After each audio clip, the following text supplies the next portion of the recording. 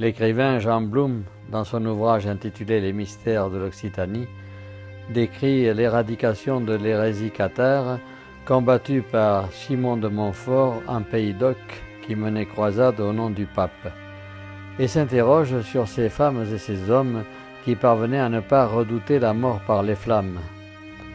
Ceux qui défendaient les cathares étaient dépossédés lorsqu'ils étaient vaincus, et à ce titre ils étaient appelés feidi.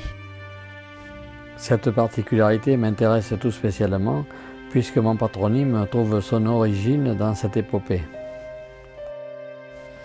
André Ménard, grand poète d'Oc, s'exprimant en Oc et en Oil, a publié plusieurs recueils, certains entièrement voués au catharisme. Il a rejoint à la fin du XXe siècle Raymond de Miraval et les cathares auxquels il a beaucoup donné de son talent.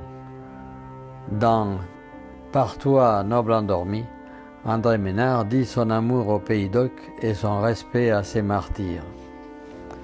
Par toi, noble endormi, par tous ceux qui sont morts sur la terre occitane, dans les bûchers romains, dans les cachots maudits, par les dépossédés et par tous les feidis, par le beau Trancavel injustement trahi, par la fureur de l'Ost en vagues océanes, je t'aime, Occitanie. Par la croix de Toulouse avec ses 12 larmes, par ceux-là qu'on brûlait au nom du crucifix, par Béziers, par Lavore et les crimes commis, par la passionnariat qui tua l'Antéchrist, par ceux de Quéribus qui gardèrent les armes, je t'aime, Occitanie. Par tous les troubadours qui chantèrent leurs dames, par celui qu'on fouetta aux marches du parvis, par le cef d'un roi injustement oxy, par dame Giralda qu'on jeta dans un puits, par ceux de Montségur qui chantaient dans les flammes, je t'aime, Occitanie.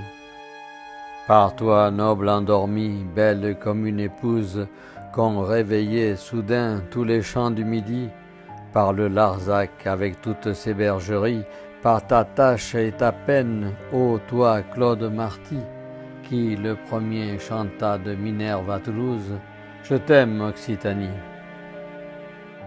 Et cet hommage à Esclarmonde de Pérélia, brûlée vive le 16 mars 1244, en la lumière de son adolescence. L'infirme aux yeux de lumière.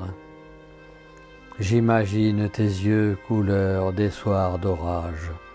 Lorsque la foudre gronde aux pentes du Tabor, je vois ton cou gracile et ton charmant visage, et j'admire les flots de tes longs cheveux d'or. Tel un album où l'on s'attarde à chaque page, ton émouvant destin hante mon âme encore, je te revois fuyant. Voici le vol sauvage, voici le pog, la longue attente de la mort. Pucelle de beauté, aussi sainte que Jeanne, moi, pauvre troubadour dans un monde profane, ayant choisi le mont où ton âme plana, j'évoque ton fantôme et ton rêve farouche, lorsque, le dernier soir, s'exhala de ta bouche comme un long cri d'amour, un ultime hosanna.